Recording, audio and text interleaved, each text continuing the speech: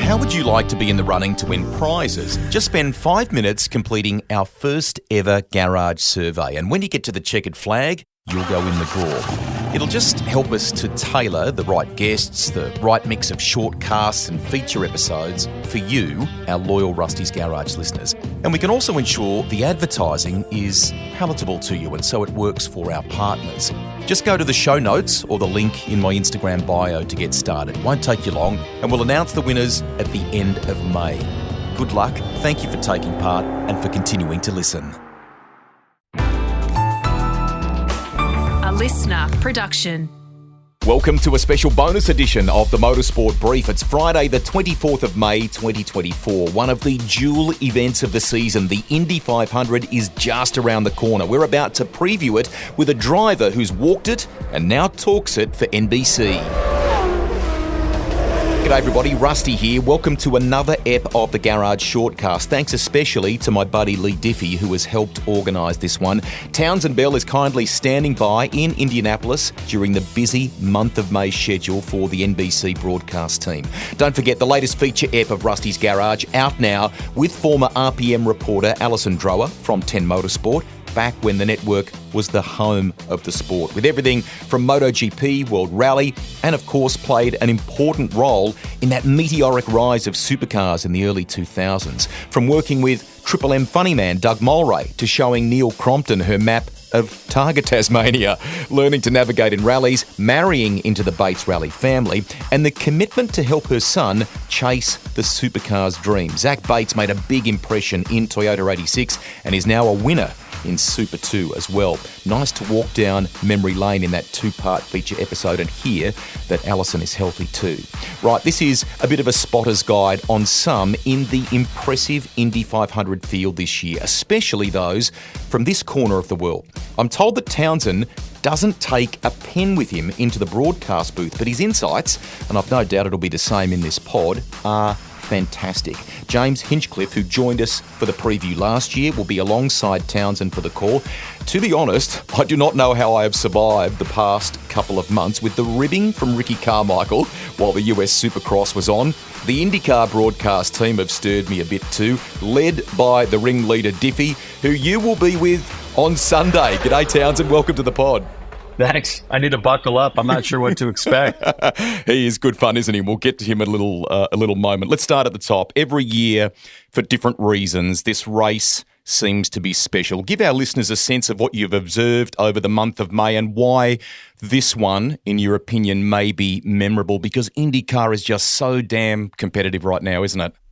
Yeah, I mean, frankly, it always has been. It just continues to get refined each and every year. It seems like the B teams are a little better. The C teams are not far off. And I think the consistency of the chassis, engine, tire combination allows for closer competition over time, right? The basic rules of the curve would suggest that the longer time goes on, it's going to get a chance for people to catch up to the Penskes. And I really think that's the story off the top. Is first time since 1988 that Team Penske has, locked it down on the front row, and convincingly. They did it in pretty dominant fashion. Not only having fast cars down the straights, incredible handling in the corners for 4 laps of consistency, and then the really hard part, I think, is building 3 very, very competitive, consistent cars across the board. There's not one down in 20th. They're all 3 just right there in the same, in the same 1/10 of a mile an hour, seemingly. It probably looks like advantage Chevy right now, but knowing this race like you do, are those with Honda power still a good chance, despite how the grid reads? Yeah, I think at the higher boost level, at the 1.5 bar on qualifying weekend, Chevy did seem to have an advantage. But at the 1.3 bar race trim boost, Honda seems very competitive. In fact, the car that stood out the most in Monday practice, the 2-hour practice, was Colton Herta in a Honda. And I think that has less to do with engine performance and more to do with, just driver and car setup. He was the one that really stood out. And especially in the last third of a tire stint. He ran 32 laps right out of the gate, and it looked healthy, looked really good. Scott McLaughlin's pole run was epic. That's without us in this part of the world sounding kind of patriotic about the former Supercars champion. He looks, Townsend, as an athlete, as though he has gone to another level. He almost seems to have dialed back a little bit of the bus bros stuff. He's got good people in his corner, biggest stage, starting in the best spot. How does he park this next level of pressure and deliver on Sunday? Well, in the same way that he did in qualifying, which is, it's hard for people to realize how pressure-packed that is. Just the anxiety of hanging it all out there and taking big risks and have to be laser-focused. I mean, he had 16 perfect corners, Scotty Mac did in qualifying. And it helps that he had a great car, but you also have to make the adjustments and work with your engineering to get it there and make all the right decisions. And he was just simply the best for those 4 laps. Now, if you look at his Indy 500 record, I think he's been, 3 times in the 500, best finish of, 14th. So, there's some work to do. He knows it to get to where you win the Indy 500, right? And he's got everything. He's got the team Penske, always the best on pit lane. He's starting up front. Where it gets challenging is an untimely yellow. Where it gets challenging is a little bobble on pit lane. Maybe not one of the teams doing. Maybe it's simply another competitor, like we saw last year with Alex Blow and Ritas VeeKay on pit lane. So if he gets back in the field, that's where the real measure is going to come. If he stays up front all day, him and his 2 Penske teammates are going to be really tough to beat. But he did just a terrific job. And I spent the night, Monday night, I was at an event with Rick Mears, who, of course, drove the Yellow Submarine, the Pennzoil car in those colors, I think 4 times at the Indy 500. And it's really cool to see that program celebrated in the best possible way on the front row. Let's talk a little bit more about Rick. I spoke to Will Power yesterday, and he said that Rick often reminds him that it's about using the first half to get to the second half and then being there for the final 20 laps. That's really sage advice, right? But how difficult is that to execute? Well, you're asking the wrong guy, because I did it 10 times and I never won. My best finish was 4th.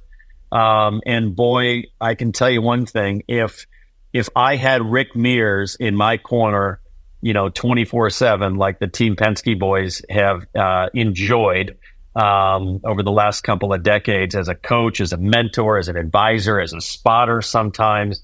I mean, there's nobody better. Rick has such grounded common sense, but brilliant advice at the same time that I think is priceless. And for somebody like McLaughlin, who comes here with no oval experience, no IndyCar experience, but just spectacular raw talent. If you match spectacular raw talent with world-class coaching and guidance like you get from Rick Mears, that's the magic combination. And look, I had, SVG as a teammate at Daytona, so I know how talented Shane is, and I know how much McLaughlin competed and beat SVG for a few years there. So there was no question that McLaughlin just needed the time to gain the experience. I still don't know if he would say he's 100% there on his oval apprenticeship. I know he's still learning a bit, but he's so committed to it, and it wouldn't surprise me at all if he pulls it off on Sunday. A thought on Will Power. He's middle of the front row. When I finished the podcast with him yesterday and we'd stopped recording, I had a bit of a longer chat with him, and I got a sense of just how mentally strong he is right now. He drank the winner's milk in 2018.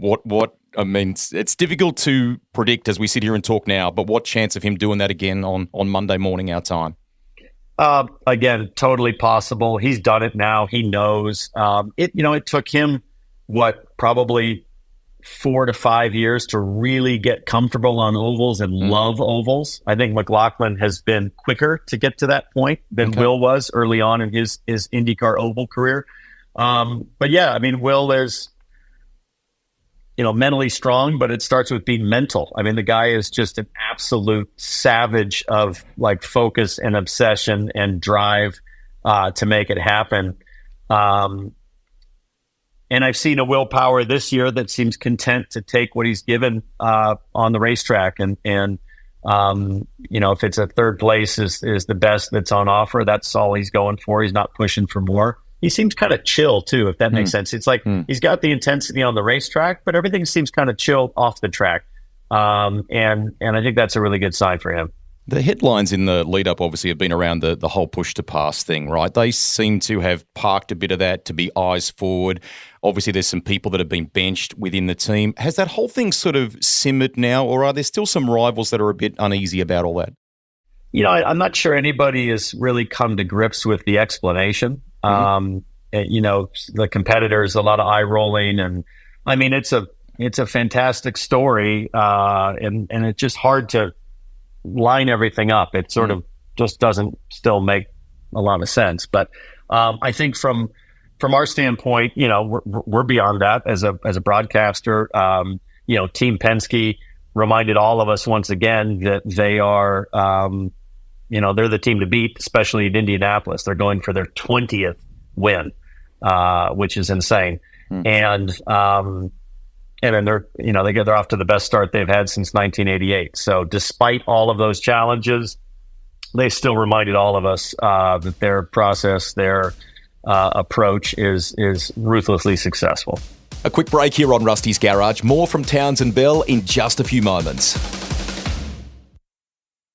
This is the Motorsport Brief, gripping chat this one with former racer turned NBC commentator Townsend Bell in Indianapolis ahead of Monday's Indy 500. That's Monday our time. Let's get back to the convo now. Keeping the kind of preview that we're doing here in this part of the world, let's talk Scott Dixon. I would love to know the secret to his longevity. I think we all would rather. I mean, Long Beach just showed how savvy he was toward the end of that one there. It's been a while since he's drunk that winner's milk though, hey?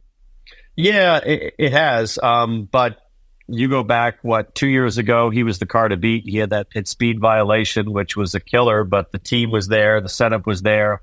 Unfortunately for Scott, this last weekend in qualifying, I talked with his team owner, Chip Ganassi, about this, that the advantage that Scott would normally have when the engine performance wasn't all there with Chevy is, tough conditions. Like had it been super hot, had it been windy, where Scott could use his sort of veteran's advantage with all of that experience and work the controls in difficult conditions to sort of out-qualify where they should have been. It was just simply perfect conditions, no wind.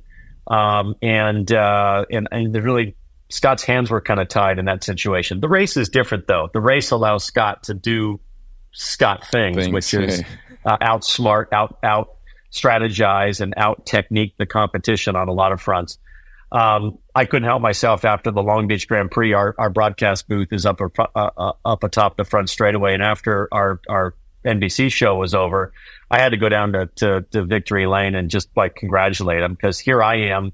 I've raced IndyCar since 2016. I used to race Indy Lights against Scott Dixon, and I'm out of it for 8 years now, and the guy's still going, and he's still winning, and he's still confusing the hell out of everybody. And I just think that's so cool. I mean, he's he's the Tom Brady of this sport by far, right? Nice. He's, in his 40s now and killing it. And it's fun to watch. He deserves more recognition in this part of the world, in New Zealand especially. Just a couple of points if we how's that possible? How could he not have enough recognition? Who else are you rooting for down there? I mean, from rugby. Come on. I'm with you. I'm totally with you. There are times where I think, from a sports person of the year or that style of award, Townsend, that he should be recognised more for what he's done in this part of the world, I think, and remind the Kiwi population certainly of that.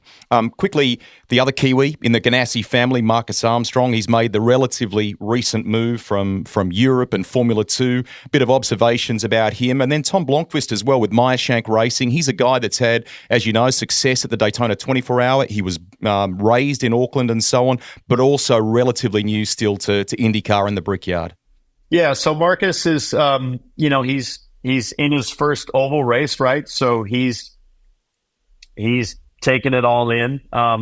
He's been steady, right? Marcus has I think, done a really good job to get all the laps on offer, study his teammates. He's been quick, but he hasn't been better than Palou or Dixon in a definitive way yet. And that's the question, is will there be this kind of breakthrough where, Armstrong is the man on a weekend above his teammates, like unquestionably. Maybe he'll have a circumstance where he finishes ahead of him, but in terms of the total performance, can he go from, apprentice to master? Can he go from student to, showing the field how it's done? I don't know yet. He's on the path. I just don't know how far he'll get there. With Tom Blomqvist, a proven top talent in IMSA, sports car racing, sports cars all over the world. If you go back, I think to the 2014 Euro F3 standings. I think that's the season, right? You've got Verstappen, you've got Ocon, you've got Blomqvist, you've got a bunch of other people. I think Ferrucci was out there. I mean, that if you look at how Tom did that season, that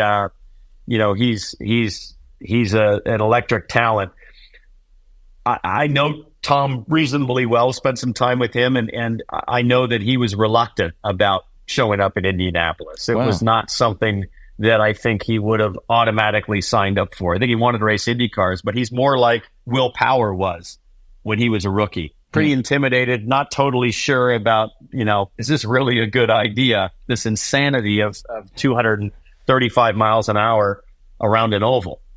That changed, it felt like, on last weekend on Saturday. I guess he would have qualified when he got out of the car and he just cracked the biggest smile that I hadn't seen yet. It was sort of like this release of tension, like this might be a bad idea, but I'm freaking loving it. That was the face that I saw on Blomqvist, and that's a pretty important transition. So I think, still a lot to learn. Again, first oval race, but he's shown us in sports cars that he can beat anybody once he settles in. And I'm really excited for Tom to see what the second half of his rookie year looks like. I still think he's got to get to that second half. He just needs to finish the Indy 500 and give himself a chance to get to, Detroit, Road America, those places. Especially Road America. Yeah. Definitely. That's a great little story. Thank you for sharing that with us. Few of us have high hopes for Kyle Larson, right? NASCAR champion. We have seen him down under, midgets, sprint cars, and so on.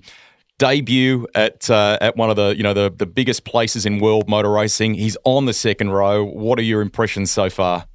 It just looks like Kyle Larson. I mean, you hear the cliche all the time, was born to do this. Yeah. Kyle Larson is just... There is so much natural ability in that kid. I mean, he's unbelievable. He's only 31 years old. And what I've said on the broadcast is that you have to remember that Kyle Larson has more racing experience by like 3 or 4x than anybody in the field, right? This guy has done more car races, probably triple than Scott Dixon has in his career. And Kyle is only 31 years old. I mean, this guy races all the time, sprint cars, short track, late models, whatever, NASCAR, Xfinity, trucks. And most of his races are ovals. So from an experience standpoint, it's not even close. He just has no IndyCar experience. But it didn't take him long to get real comfortable. The only difference is, he's not fully dialed in probably on the controls, although he learned a lot, I think, in the 2-hour practice on Monday. But he's easily the best rookie I think we've ever seen. Second last question for you. I would love to give our listeners to tap into the driver's brain here for a little moment. What is a good car like on that afternoon at Indy? 200 laps, 500 mile, 800 kilometers, and what's an evil car like, and how do you deal with that? Yeah, a good car is in the lead is blissful, right? In front of the Indy 500, your race car is meeting clean air, which is what it was designed around. I think a lot of people forget that. These cars, like a Formula One car, they are designed as if the world is always going to be perfect. A good car in traffic is really the result of what you made it with your engineers, and on top of that, how you have learned to adjust it with the controls that are available. But I said this to Tom Blomqvist a few months ago as he was asking me some questions. We were in Miami at an event, and he was asking me a little bit about what to expect. And I said, it's important that you realize it will never be comfortable racing a car at Indy. You're just it's just how good can you make it work, because it'll always be uncomfortable. So just embrace that. There's no such thing as like running around 4 cars back in a tow and feeling like, oh, this just feels amazing. It will not feel amazing. It'll feel wrong and intimidating. And what can you do to make it the least uncomfortable as possible? Great insights there, mate. Hey, quickly, 8 years on, have you got itchy feet? And with a massive, massive day of broadcasting, is there a little secret thing that you guys have, you, Hinch, Diff, to get you through the afternoon? When he was calling the Bathurst 1000, he used to sneak out for a bit of racetrack food, Lee Diffie, and his go-to was dim sims. He loves dimmies. So do you have anything like that in the commentary box to get you through the big day? Not really. Frankly, the Indy 500, we don't need it. It's so good. Even practice sessions here, we are so mesmerized by the skill, the bravery, right? It's the riskiest race on the schedule.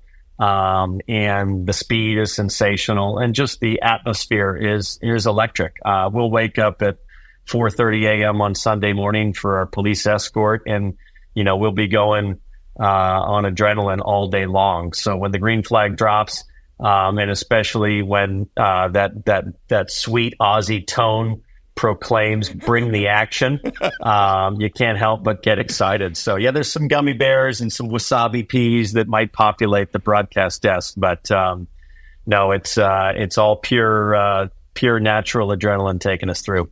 His catchphrase has become iconic. Have a fantastic call. And can we, at some point, if you're up for it, sit down for a feature chat, because you have a fantastic story that I would love to share with our Rusty's Garage audience, with all the different things you've done during your racing career and beyond that. And thank you very much for talking to us today. I'd love to do it. As long as we can meet in Surfer's Paradise, I'll be there. How good is he? The 20 minutes just flew by, didn't it? And some great takeaways in there for both you and me. Catch the NBC call on Stan Sport in Australia. The Indy 500 is also on Fox Sports' sister network, Sky Sport, in New Zealand. Now, no news in this episode. I want to tell you, record a new feature episode while I was in Western Australia last weekend with the two-time Australian rally champion, Rob Herridge. Keep an eye out for notifications on that in the days ahead. Some very funny yarns in there, including thinking he was going to be the next World Rally champion when he did his first ever transport to a stage. He wasn't even on the competitive at that point. Doing gravel notes for Colin McRae, being teammate to Possum Bourne, and also some success in things like offshore powerboating, barefoot water skiing, and clay target shooting. You'll enjoy that. That is it for this special edition. As always, thank you for listening. Please rate and review the pod if you get a spare moment. We would love your feedback. Enjoy one of the best weekends in motorsport. MotoGP in Catalonia, Monaco Grand Prix for Formula One, and the Indy 500. Get a coffee and the snacks ready for the marathon this weekend. Bye for now.